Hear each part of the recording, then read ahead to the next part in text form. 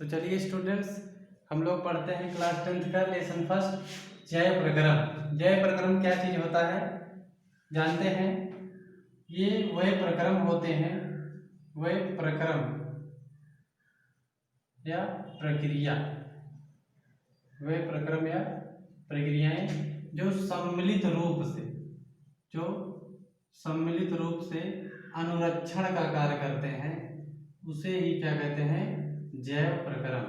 अनुरक्षण यानी रख रखाव का कार्य, जो सम्मिलित रूप से अनुरक्षण का कार्य करते हैं, उसे ही क्या कहते हैं, जैव प्रक्रम।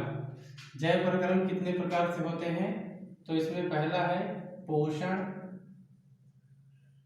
उसके बाद पाचन, फिर जनन, श्वसन,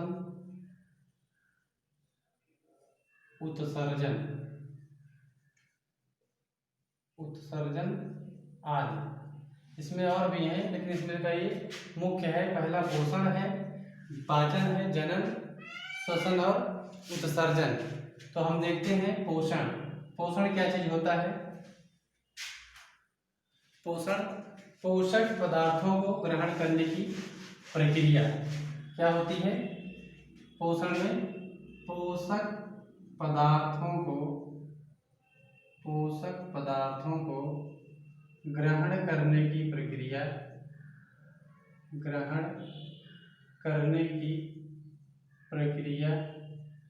क्या कहलाती है? पोषण कहलाती है।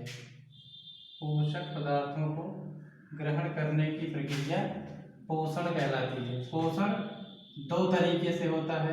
पहला होता है स्वपोषी पोषण। क्या होता है? स्वपोषी पोषण। इसे कहते हैं ऑटोट्रॉफिक। क्या कहते हैं? ऑटोट्रॉफिक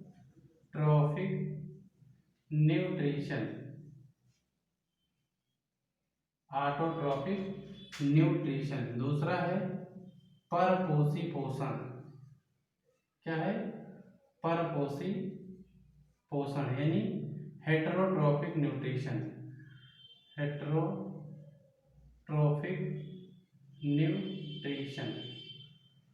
इस तरीके से पोषण क्या है? पोषक पदार्थों को ग्रहण करने की प्रक्रिया क्या कहलाती है? पोषण कहलाती है। और पोषण दो तरीके से होता है, स्वपोषी पोषण और परपोषी पोषण। स्वपोषी पोषण किसे कहते हैं? वे जीव जो अपना भोजन स्वयं बनाते हैं, उसे कहते हैं स्वपोषी जीव कहते हैं।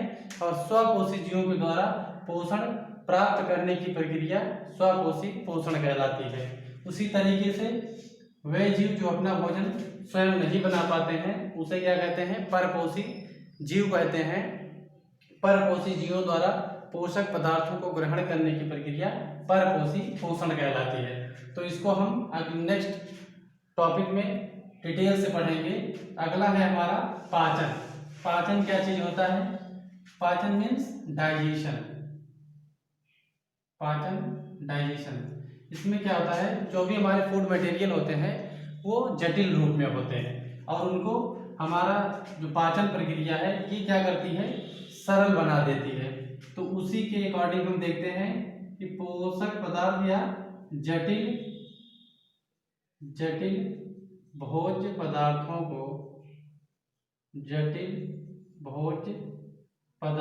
को सरल घुलनशील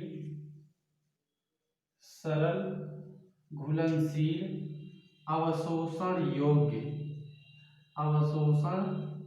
योग्य में बदलने की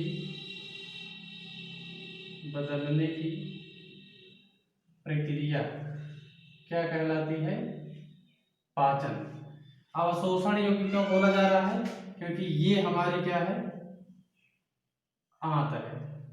आंत के भीतरी दीवार पर अंगुली सदृश संरचनाएं पाई जाती हैं, जिसे कहते हैं सूक्ष्मांकुर या रसांकुर कहते हैं। सूक्ष्मांकुर या रसांकुर।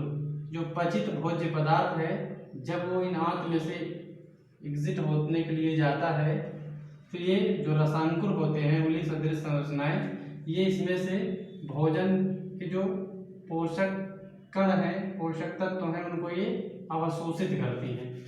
भोज्य पदार्थ पचने के बाद इसमें से क्या होता है, इनका अवशोषण होता है। तो इसीलिए कहते हैं कि जटिल भोज्य पदार्थों को सरल घुलनशील अवशोषण योग्य में बदलने की प्रक्रिया क्या कहलाती है, पाचन कहलाती है।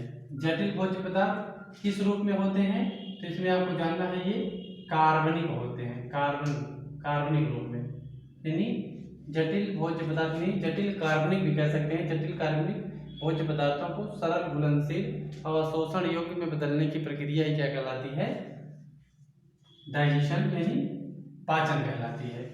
तो अगला हमारा टॉपिक है जनन। जनन क्या होता है,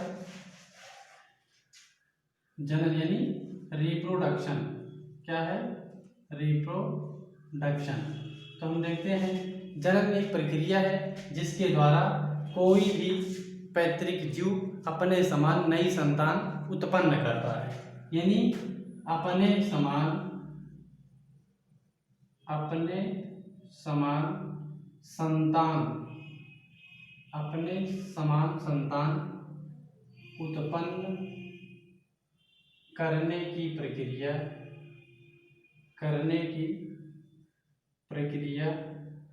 जनन कहलाती है। क्या कहलाती है, जनन। अपने समान संतान उत्पन्न करने की प्रक्रिया जनन कहलाती है। ये कितने प्रकार की होती है, ये मुख्य रूप से 2 प्रकार की होती है। पहला होता है लैंगिक जनन और दूसरा होता है अलैंगिक जनन। पहला क्या है, लैंगिक जनन यानी सेक्सुअल रिप्रोडक्शन, और दूसरा क्या है, एसेक्सुअल रिप्रोडक्शन। सेक्सुअल रिप्रोडक्शन में क्या होता है, जब मादा और नर दोनों भाग क्या बनाते हैं, युग्मक। यानी लैंगिक जनन में यह जनन की वह प्रक्रिया है, लैंगिक जनन की वह प्रक्रिया जिसमें युग्मकों का निर्माण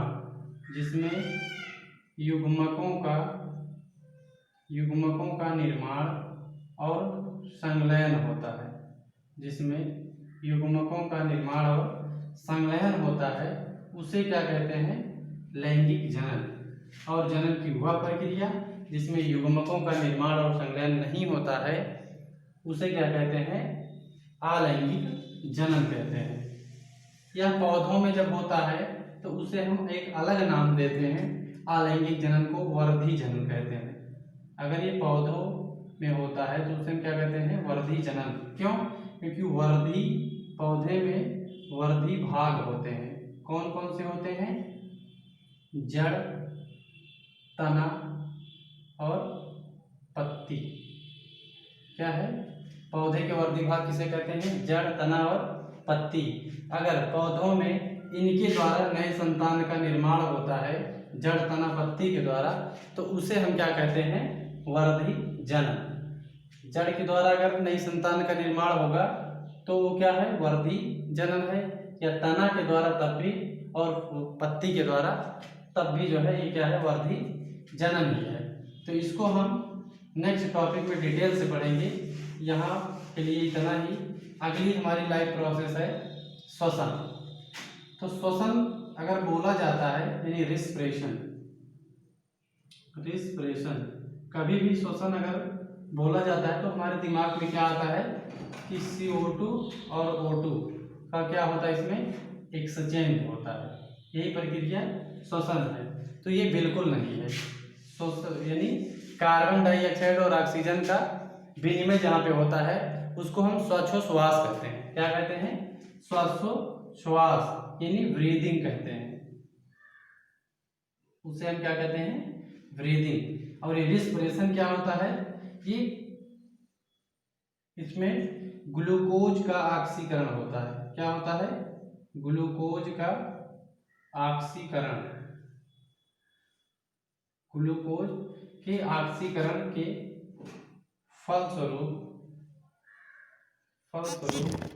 ऊर्जा मुक्त होने की क्रिया, ऊर्जा मुक्त होने की प्रक्रिया क्या कहलाती है? श्वसन कहलाती है। जबकि नाक के द्वारा जब हम ऑक्सीजन लेते हैं और फिर उसी के द्वारा CO2 कार्बन डाइऑक्साइड निकालते हैं तो इसको हम क्या कहते हैं? श्वासोश्वास। ठीक, तो इस तरीके से ब्रीदिंग और इंस्पिरेशन में डिफरेंस है। ब्रीदिंग में क्या है, यानी श्वासोश्वास में श्वसन अंग की आवश्यकता होती है, जबकि क्या होता है कि रिस्पिरेशन में श्वसन अंग की आवश्यकता नहीं होती है। तो इस तरीके से हमारा ये क्लियर हुआ श्वसन। अब नेक्स्ट है उत्सर्जन। उत्सर्जन यानी एक्सक्रीशन।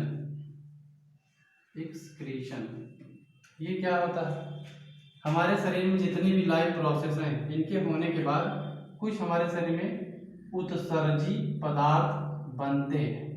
उत्सर्जी पदार्थ इन्हें क्या कहते हैं? अपशिष्ट पदार्थ भी कहते हैं। क्या कहते हैं? अपशिष्ट पदार्थ। इन पदार्थों को शरीर से बाहर निकाला जाता है।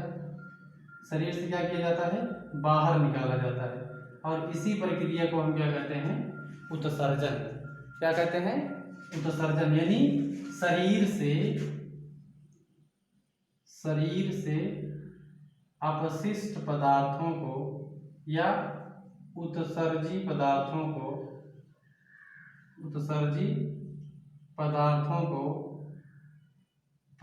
को बाहर निकालने की प्रक्रिया, बाहर निकालने की प्रक्रिया क्या कहलाती है? निकालने की प्रक्रिया उत्सर्जन कहलाती है। क्या कहलाती है? उत्सर्जन कहलाती है। अब इसमें हम अगला पढ़ते हैं। ये हो गया हमारा कंप्लीट उत्सर्जन। शरीर से अपशिष्ट या उत्सर्जी पदार्थों को बाहर निकालने की प्रक्रिया क्या कहलाती है? उत्सर्जन कहलाती है। तो नेक्स्ट है हमारा अगला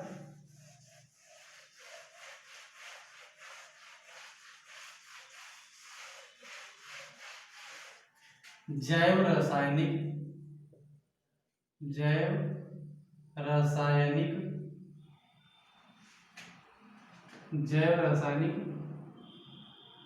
क्रिया। ये क्या चीज होता है? हमारे शरीर में होने वाली रासायनिक क्रियाओं को क्या कहते हैं? जैव रासायनिक क्रियाएं कहते हैं। ये क्या होती हैं? जैसे उपापचय। क्या है? उपापचय यानी मेटाबॉलिज्म। क्या है? मेटाबॉलिज्म ये किससे मिलकर बना होता है? अपचय और उपचय। यानी अपचय और उपचय को संपूर्ण रूप से उपापचय कहते हैं। क्या कहते हैं? संपूर्ण रूप से उपापचय कहते हैं। तो अब हम नेक्स्ट लेक्चर में पढ़ेंगे न्यूट्रिशन, यानी पोषण के बारे में डिटेल से हम अध्ययन करेंगे। क्या होता है पोषण, की उपयोगिता क्या होती है हमारे शरीर में, इसको हम अगले टॉपिक में पढ़ेंगे। तब तक के लिए थैंक यू।